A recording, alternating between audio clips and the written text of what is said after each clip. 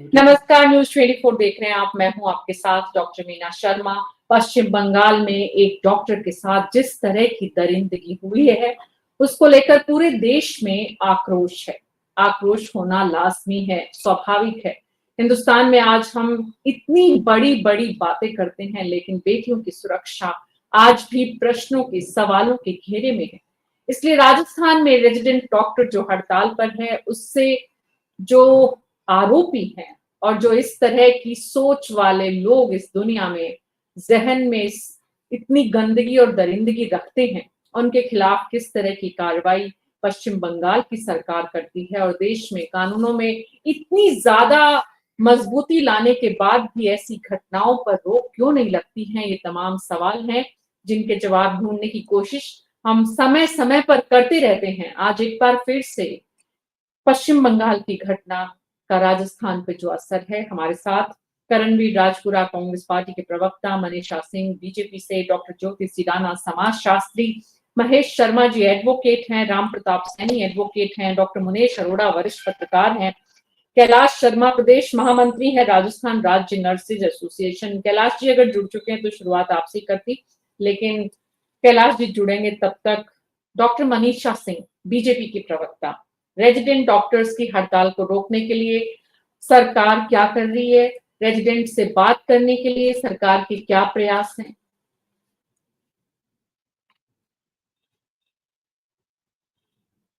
Audio on करिए मनीषा जी। जी, सबसे पहले तो मैं ये कहना चाहूंगी कि चाहे महिला कहीं की भी हो, चाहे महिला राजस्थान की हो, चाहे किसी भी देश के पश्चिम बंगाल की हो, पर जो ये कुकृत्य है वो बहुत ही ज़्यादा निंदनीय है। ऐसे कुकृत्यों को रोकना चाहिए। और जिस तरह से अगर राजस्थान की सरकार जो हड़ताल जिन्होंने की है, देखिए लाजमी है अपनी बात जाहिर करना, अपना रोष जाहिर करना, क्योंकि ये एक डॉक्टर के साथ हुआ है। और जो डॉक्टर है जो दूसरों के स्वास्थ्य को, उनकी जान को बचाता है, आज उस डॉक्टर के साथ में ये कुकृत्य हुआ है, तो जाहिर है रोष आएगा। और जो राजस्थान के डॉक्टर्स हैं उनको उनके लिए जो सरकार है उन्होंने कहा है कि बिल्कुल ये घृणित घृणित कृत है, और इसको आप जिस तरह से उनसे कहा गया है कि आप सेवाओं को जारी रखें। और जो 50 एपीओ जो डॉक्टर्स थे उनकी भी सेवाओं को जारी किया गया, जिससे कि स्वास्थ्य सेवाएं हैं वो सुचारू रूप से चलती रहे। तो ये हमारे राजस्थान सरकार का कदम है। और उन्होंने अपील भी की है डॉक्टर से कि अपनी सेवाओं को जारी रखें, ताकि जो अभी जो जिस तरह की बीमारियां फैल रही है, जिस तरह से अभी मौसमी बीमारियां हैं, बुखार, और उससे मरीज बहुत ज़्यादा बढ़ रहे हैं, तो उनको कहा गया है कि वहाँ पे वो डॉक्टर्स जो है वो मरीजों को देखें और अपनी सेवाओं को जारी रखें। तो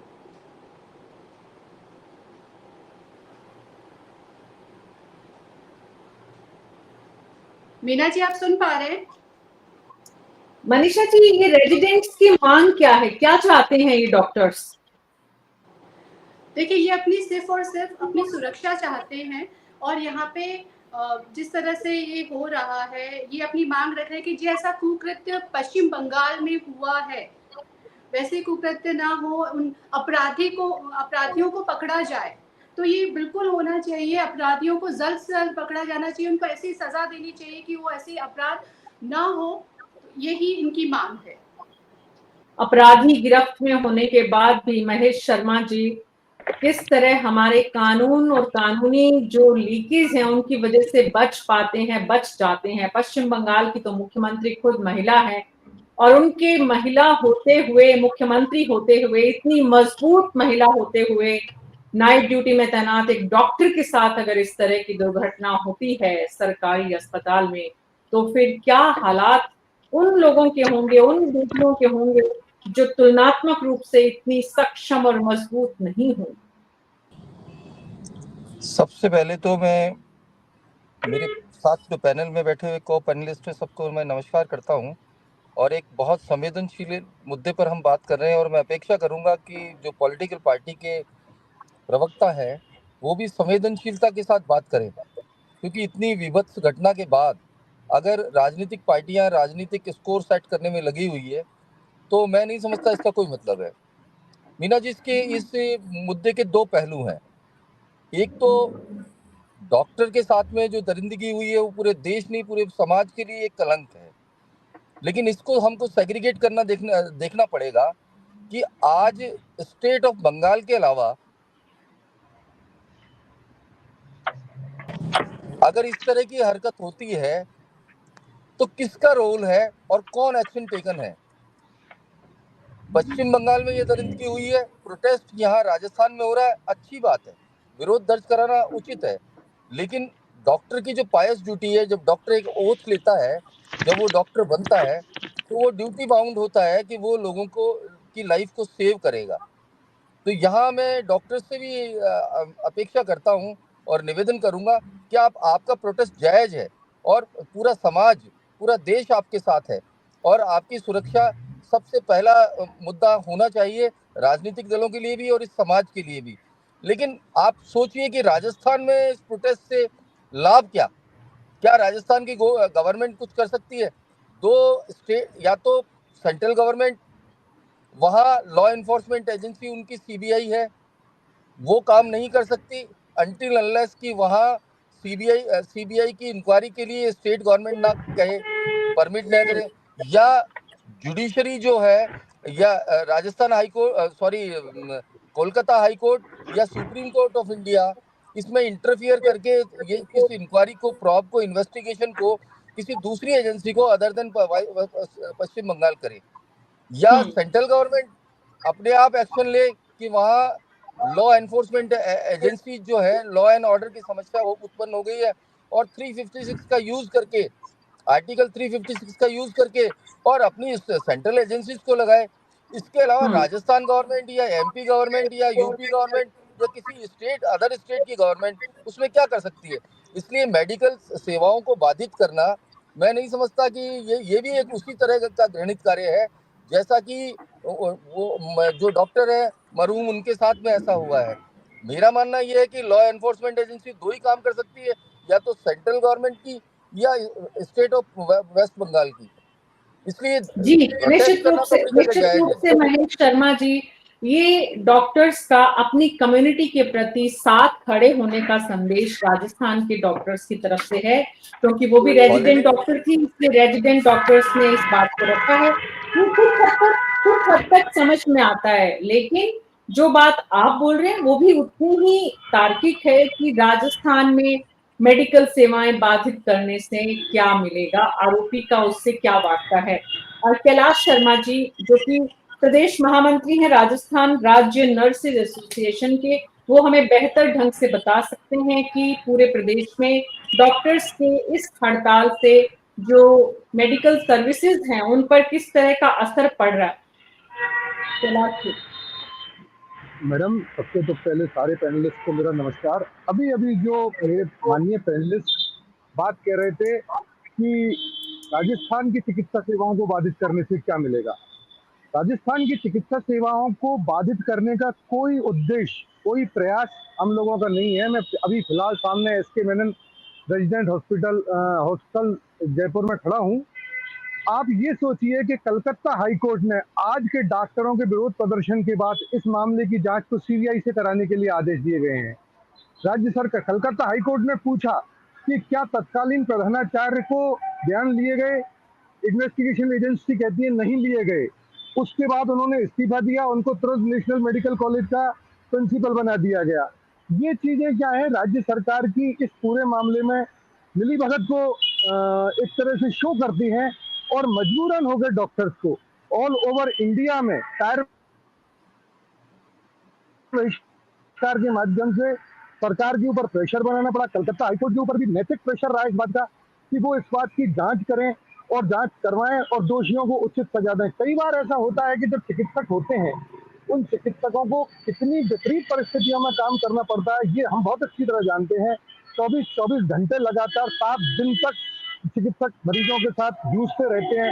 रेजिडेंट डॉक्टर ही इस चिकित्सा प्रोफेशन की रीढ़ की हड्डी है, अगर हम इसको सही मायनों में समझा जाए तो। एक नई लड़की जिसके मन में अरमान थे, जिसके माँ बाप ने उसको डॉक्टर और मातृत्व मानवता की सेवा करने के लिए भेजा था, वो एक दरिंदे के कुछ प्रयासों की भेंट चढ़ गई इससे दुखद क्या हो सकता है, और उसके बाद भी सिस्टम यदि उस पर मौन रहता है तो ये उससे भी ज्यादा घृणित है। मैं पूरी तरह समर्थन करता हूँ कि जो चिकित्सक हैं उन्होंने कार्य बहिष्कार करके पूरे देश का ध्यान आकर्षण किया है, और मेरा मानना यह है कि रेयरेस्ट टू रेयर प्रकरण मानते हुए इस मामले के सारे आरोपियों को फांसी की सजा दी जानी चाहिए, और इस तरह की जी नीति बनानी चाहिए कि हमारे रेजिडेंट डॉक्टर्स जो अस्पतालों में काम करते हैं उनकी सुरक्षा के लिए पुख्ता प्रबंध हो। आज हम देखते हैं कि जी अस्पतालों में मेडिकल लोगों की सुरक्षा के लिए कोई 1-2 पुलिस वाले होते हैं और कोई होता ही नहीं है, बल्कि होना ये चाहिए कि उनकी पुख्ता सुरक्षा व्यवस्था हो। जी जी, एक तरफ सुरक्षा है, दूसरी तरफ न्याय है, तीसरी तरफ आरोपी है, चौथी तरफ राज्य सरकार है, पांचवी तरफ आते हैं डॉक्टर्स और चिकित्सा सुविधाएं। मतलब ऐसा नहीं है कि इसे एक कलकत्ता या बंगाल का केस समझते हुए राजस्थान के डॉक्टर्स क्यों हड़ताल पे हैं इस सवाल के साथ छोड़ देना चाहिए। इसका बहुत सीधा सीधा वाजिब वास्ता है महेश जी, आप समझेंगे। कैलाश जी जिस तरह से बता रहे, पीड़ा है ये, कष्ट है ये, और पूरे देश में डॉक्टर्स बिरादरी ने इस कष्ट, ये सिर्फ डॉक्टर बिरादरी का कष्ट नहीं है, दरअसल तो ये पूरे भारतीय समाज का कष्ट है। ये सिर्फ महिला का कष्ट भी नहीं है, इस देश के पुरुषों का भी कष्ट है, उनका जिनकी बेटियां पत्नियां काम करने जाती हैं, जिनकी माएं घरों में अकेली रहती हैं, और हमारे देश में जो रेप करने वाले हैं वो देखते नहीं है सामने वाली महिला की उम्र क्या है। इसलिए हमें निर्भया इसे दूसरी कहें या हम और इसको लेकर तमाम तरह की बातें करें, जरूरी ये है कि सरकारें, राजनीति संवेदनशील नजर आए ऐसे मुद्दों पर।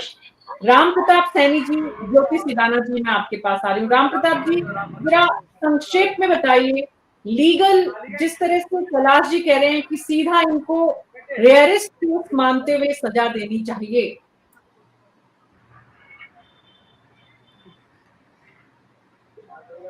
ऑडियो ऑन करिए अपना राम प्रताप जी।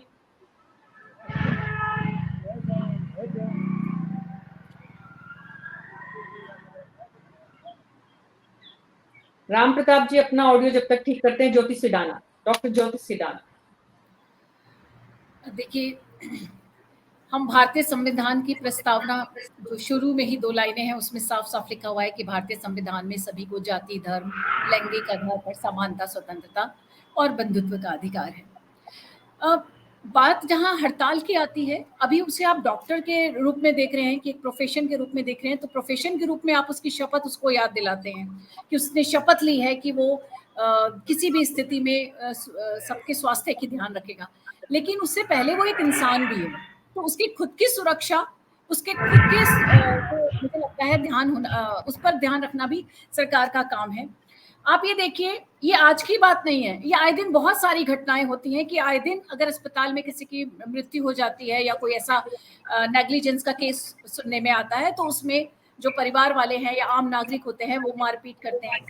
यहाँ जो केस उस लड़की के साथ हुआ है, ये पहला केस नहीं है, आपको ध्यान होगा उन्नाव में, हाथरस में, इतने सारे केस अभी हाल ही के कुछ सालों के केस हैं, ये कोई दसियों या शतकों पहले के केस नहीं है। इतने सारे केसेस हुए, अगर इन केसेस को सीरियसली ले लिया जाता, मैं बार बार इस बात को कहूंगी कि केसों को सीरियसली ले लिया जाता तो शायद ये हाल नहीं होता। और ये कोई एक घटना नहीं है अस्पताल की, अगर मैं बात करूं तो ये कोई एक घटना नहीं है कि एक रेजिडेंट डॉक्टर के साथ ये घटना हुई।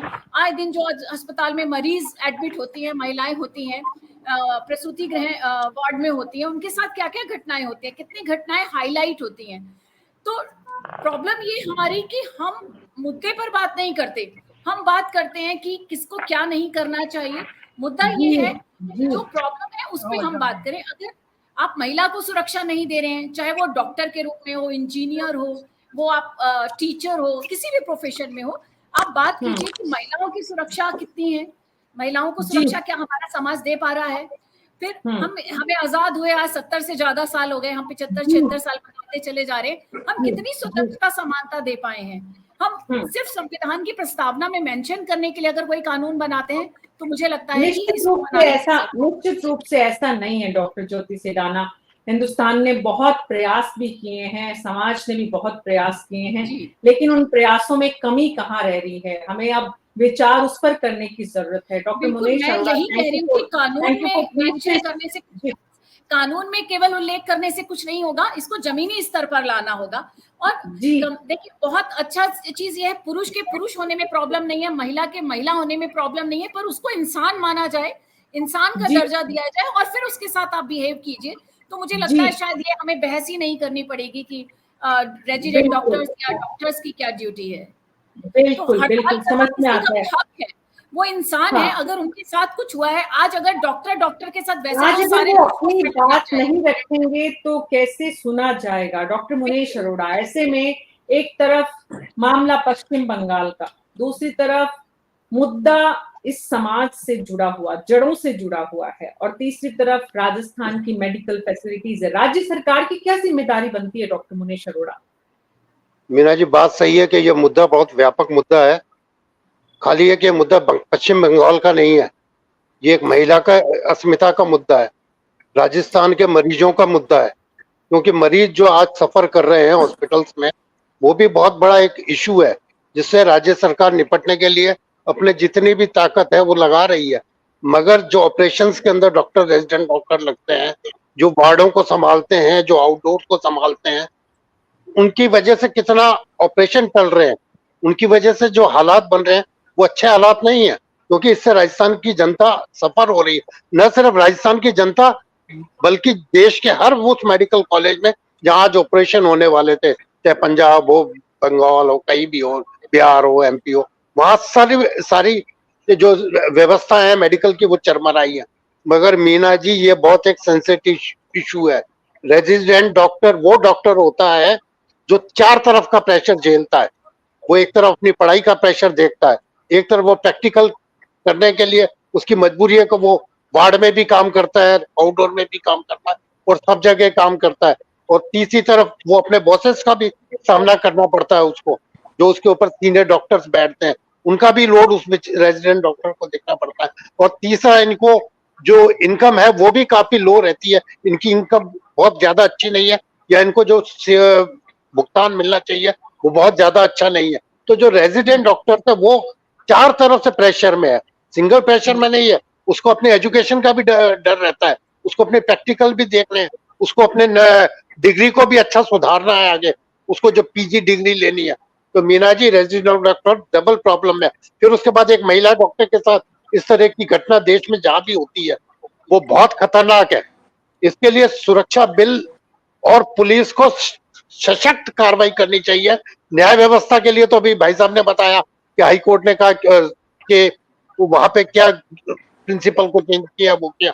वो एक बार आप एक तत्काल जख्म को भरेंगे, उससे क्या होगा? सॉल्यूशन तो ऐसे होने चाहिए मीना जी, जो कि लॉन्ग टर्म के हों, जो इस फैटर्निटी को परमानेंट सॉल्यूशन दे सके। मैं जानता हूं पिछले 30-40 साल से रेजिडेंट डॉक्टर्स कितनी बार हड़ताल पे गए हैं, कितनी बार, मगर उनकी समस्याओं का सॉल्यूशन अभी तक नहीं हुआ है। क्योंकि जो लेकर गंभीरता, जो गंभीरता चाहिए थी, जी उस गंभीरता से उनकी जो समस्या है उनको टेक ओवर नहीं किया गया। उनको टेक ओवर किया जाता तो आज इस तरह के हालात पैदा नहीं होते। मीना जी, जी रेजिडेंट डॉक्टर लेडीज रात को 2 बजे भी काम करती है वार्ड में। हम्म। अगर इस लेडी के साथ अगर हुआ है बलात्कार, वार्ड में जब वो काम करती वो से घिरी हुई रहती हैं, मुद्दा ये हुआ कि वो जहां थी वो अकेली पड़ गई थी वहां पे और उनकी आवाज सुनी नहीं गई। मुद्दा ये भी है कि जो आरोपी है मीना जी मैं जानता हूँ, जी मीना जी मैं जानता हूँ, हॉस्पिटल्स के अंदर रात को 2 बजे कॉल के ऊपर रेजिडेंट डॉक्टर आते हैं अपने हॉस्टल से वार्ड तक। हर मेडिकल कॉलेज में हॉस्टल और वार्ड के बीच में दूरी होती है, और जब भी कॉल आती है वो उसको आना पड़ता है, या वो वहीं पास में कहीं ठहरी होती है। तो वहां जो बीच में सुरक्षा मिलनी चाहिए थी, वो हर मेडिकल कॉलेज की हालत है मीना जी, हर हॉस्टल की हालत है। और मेडिकल कॉलेज और डॉक्टर्स की बात नहीं है डॉक्टर मुनीश अरोड़ा, ये तो पूरी व्यवस्था की बात है। मैं बोलते रहा हूँ, हर जगह की बात काम करता है, वो भी हाँ। उतना ही सुरक्षा चाहता है। और जी। भी बहुत सारे सेक्टर हैं, कॉर्पोरेट में जो नाइट ड्यूटी में विमेन है उसको भी उतनी ही सुरक्षा चाहिए। और जी, भी जी। अनगिनत लंबी लिस्ट है। ये मुद्दा जो है व्यवस्था का है कि हमारी व्यवस्था दुरुस्त कब होगी, कैसे होगी, और उस व्यवस्था को दुरुस्त करने के बीच में जो राजनीति आती है, उस राजनीति को हम थोड़ी देर के लिए किनारे कब रखेंगे, सवाल ये है। राम प्रताप सैनी जी। जी नमस्कार सभी को। हाँ, ये जो आपने कहा राजनीति को परे हट के काम करना चाहिए। निर्भया हत्याकांड के बाद में ये बिल्कुल आया है, देश में कड़े कानून लागू किए हैं कि महिलाओं को सुरक्षा दी जाए। जो ये चिकित्सा वाला हुआ है उसके बाद में राजस्थान में भी कम नहीं है। राजस्थान में भी कल खेतड़ी के अंदर एक महिला की बुला करके हत्या कर दी गई। ऐसे मामलों के अंदर कड़ी से जब तक ये अपराध होते रहेंगे, इसमें स्कूली स्तर और कॉलेज स्तर पे एजुकेशन देना जरूरी है। स्कूल और कॉलेज के अंदर ये पाठ्यक्रम किया जाए कि ऐसा करोगे तो आपको मृत्यु दंड दिया जाएगा। ये स्कूल और कॉलेज के अंदर बताना जरूरी है। ये कानून वहां पता रहना चाहिए, जरूरी है कि उन्हें, क्योंकि सोसाइटी में वो ये अपराध कर रहे हैं जो स्कूल और कॉलेज स्तर पे रहते हैं युवा अवस्था के अंदर, उन्हें कानून की जानकारी देना जरूरी है। उन्हें ये बताना जरूरी है कि अगर आपने ये अपराध किया तो आपको ये सजा होगी। तो मेरे अनुसार राज्य सरकार और केंद्र सरकार को सबसे पहले ये करना चाहिए कि जिसके अंदर ये नए कानून जो लाए हैं निर्भया हत्याकांड के बाद में, इन कानून को अगर बता दिया जाए कि आप अगर ऐसा करोगे, इसको बार बार रिपीट किया जाए और इस बारे में उदाहरण दिया जाए कि उसको फांसी की सजा हुई है, उसको फांसी, तो एक बार करने में जो अपराधी है एक बार सोचेगा कि हाँ मुझे ये पढ़ा दिया गया था कि इसकी सजा है, ऐसी परिस्थितियां नहीं होनी चाहिए।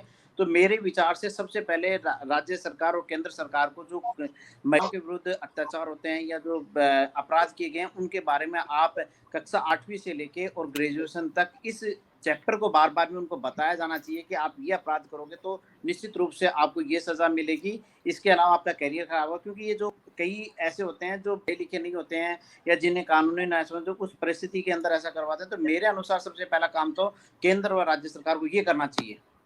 जी जी, तो एक तो है कि इस आरोप के अपराधी को ये डर होना चाहिए कि उसको इस काम को करने से पहले उसके रोंगटे खड़े हो जाएं।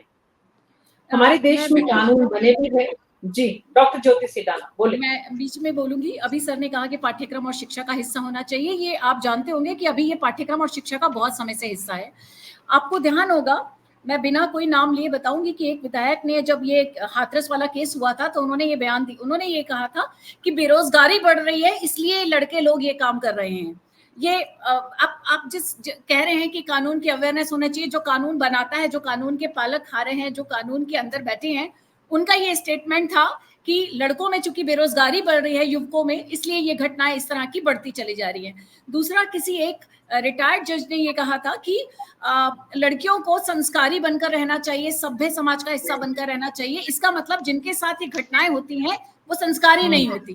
तो फिर आप इस डॉक्टर को क्या कहेंगे? क्या वो संस्कारी या सभ्य समाज का हिस्सा नहीं थी? इस तरह की स्टेटमेंट जो आप कह रहे हैं वो हमारे सभ्य समाज के सभ्य लोगों, प्रतिष्ठित पद पर बैठे लोगों के बीच में से आते हैं। तो प्रॉब्लम ये नहीं है कि कानून की कमी है, प्रॉब्लम यह है कि इम्प्लीमेंटेशन होना चाहिए और मानसिकता बदलनी चाहिए। और मानसिकता बदलने के लिए मुझे नहीं लगता कोई कानून आएगा। मानसिकता बदलने के लिए जरूरी है जागरूकता, संवेदनशील कैंपेन्स, और कैंपेन्स में सभी स्टेक होल्डर्स का इन्वॉल्वमेंट। ये जो विधायक हैं या ये जो सांसद हैं जो इस तरह के बयान देते हैं, दरअसल ज्योति जी वो इसी समाज से तो निकल कर आते हैं जिस समाज में हमारे माँ और बहन तो गालियों में बसती है। तो उसी समाज से निकलने वाले जब इस तरह की बातें करते हैं तो कभी कभी कैमरा के सामने भी आ जाती है, कैमरे के बिना तो बहुत बार होती है, हर दिन अलग अलग तरह से इस तरह की बातें होती हैं। बहरहाल करणवीर सिंह राजपुरा जी राजस्थान में रेजिडेंट डॉक्टर हड़ताल पर हैं, सरकार को क्या करना चाहिए? जी त्वरित रूप से सरकार को बातचीत का रास्ता निकालना चाहिए। राजस्थान में वैसे ही आपात की स्थिति है, बाढ़ से, फ्लड से राजस्थान प्रभावित है और इन दिनों में चिकित्सा विभाग में कोई कमी ना आए तो तुरंत राजस्थान की जनता को पैनिक ना करने के बजाय राजस्थान सरकार को तुरंत रेजिडेंट डॉक्टरों से वार्तालाप करनी चाहिए। उनको उनकी सुरक्षा का, उनकी जो बातें हैं उनको सुनी जानी चाहिए। जिस तरह से आपने देखा होगा, जानने की कोशिश की है करणवीर सिंह राजपुरा जी, विपक्ष ने समझा है उनके मुद्दे क्या है, क्या मांग है? उनकी एक तो न्यायिक जांच की मांग कर रहे हैं, उनको सपोर्ट करना चाहिए। साथ ही वो कुछ इस तरह के प्रावधान चाहते हैं, अगर भविष्य के अंदर इस तरह के प्रावधान चाहते हैं कि उनकी जो सुरक्षा है वो किसी तरह से वो डिस्टर्ब ना हो, तो उनको सुनना आवश्यक है उनके साथ वार्तालाप करना आवश्यक है और इस कड़ी के अंदर राजस्थान सरकार को पहल करनी चाहिए, बजाय इसके कि उनका इम्तिहान लिया जाए कि डॉक्टर, रेजिडेंट डॉक्टर कितने दिनों की हड़ताल करते हैं, कितने दिनों तक करते हैं। जिस तरह आपने देखा होगा कि सफाई कर्मचारियों ने अभी 10-15 दिन पहले लगातार हड़ताल की और 15-20 दिन तक जयपुर को पैनिक स्थिति में आने के बाद में फिर उनसे वार्ता की गई। तो रेजिडेंट डॉक्टर अगर हड़ताल पे गए हैं तो उनको सुना जाना चाहिए, पहली फुर्सत में मुख्यमंत्री जी को उनको बुलाकर उनसे वार्ता करनी चाहिए और जो भी नियोजित या संभावित प्रावधान है उनके तहत उनको आश्वासन देना चाहिए कि आपके बेहतरी के लिए, आपकी सुरक्षा के लिए, आपके हकों की लड़ाई के लिए राजस्थान सरकार आगे आएगी। इसमें जी सरकार को, डॉक्टरों को और मरीजों को दोनों का ख्याल रखना आवश्यक है। मनीषा सिंह जी, आप सुन रही हैं करणवीर जी क्या बोल रहे हैं? बिल्कुल बिल्कुल सुना है मैंने। और करणवीर जी, ये वार्तालाप की गई है, इस पे एक्शन लिया गया है कि जो 50 डॉक्टर से जो एपीओ चल रहे थे उनको सेवाओं में बहाल किया है, और ताकि जो सुचारू रूप से स्वास्थ्य सेवाएं हैं वो चलती रहे, पटरी से ना उतरे। तो उनसे बातचीत के बाद जी, उनसे बातचीत के लिए यहाँ पे ये मनीषा जी, मेरा सेवाएं इतना सा सुझाव है, राजस्थान के अंदर हालात अभी पैनिक स्थिति में है, बाढ़ के हालात है, तो डॉक्टरों को विशेष तौर से सरकार को हट धर्मिता ना दिखाते हुए, बिल्कुल देखिए भजनलाल सरकार, राजस्थान सरकार है वो पूरी अपनी सेवाएं दे रही है, बहुत अच्छे से कार्य कर रही है। आपने देखा है पिछले 6 सालों में किस तरह के कार्य हुए हैं। जो ये अरे Manisha ji please, Manisha ji please, Manisha ji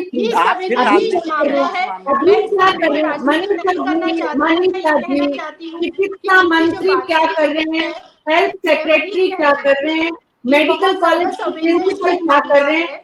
Manisha ji, medical college के प्रिंसिपल, कह रही हूँ कि स्वास्थ्य सेवाएं बहाल ना हो, उसके लिए ये कदम उठाया गया है और सुचारू रूप से चलते रहे तो डॉक्टर से वहाँ पे बात की जा रही है। और आगे ये जो सेवाएं हैं, मरीज परेशान ना हो, सबसे बड़ी बात है। जिस तरह की बीमारियां फैल रही है तो मरीज परेशान ना हो, तो उनसे बातचीत, डॉक्टर से बातचीत करके और इन सुचारू उम्मीद करते हैं चिकित्सा मंत्री, हेल्थ सेक्रेटरी, मेडिकल कॉलेज के प्रोफेसर, ये तमाम जो लोग, सुप्रिंटेंडेंट, ये सब मिलकर इस विषय पे जल्द से जल्द समाधान निकालें। बहुत बहुत शुक्रिया आप सबका इस चर्चा में शामिल होने के लिए। न्यूज़ 24 पर हमारी हर दिन कोशिश होती है कि समाज और सरकार दोनों मिलकर काम करें तो कानूनों का क्रियान्वयन ठीक ढंग से हो। और आज पश्चिम बंगाल की घटना के विरोध में पूरे देश में जो डॉक्टर्स लामबंद हैं, उन डॉक्टर्स की बात को, उनकी सुरक्षा को पुख्ता किया जाना इस देश की और राज्यों की सरकार की जिम्मेदारी है। आप सबका बहुत बहुत शुक्रिया इस चर्चा में शामिल होने के लिए।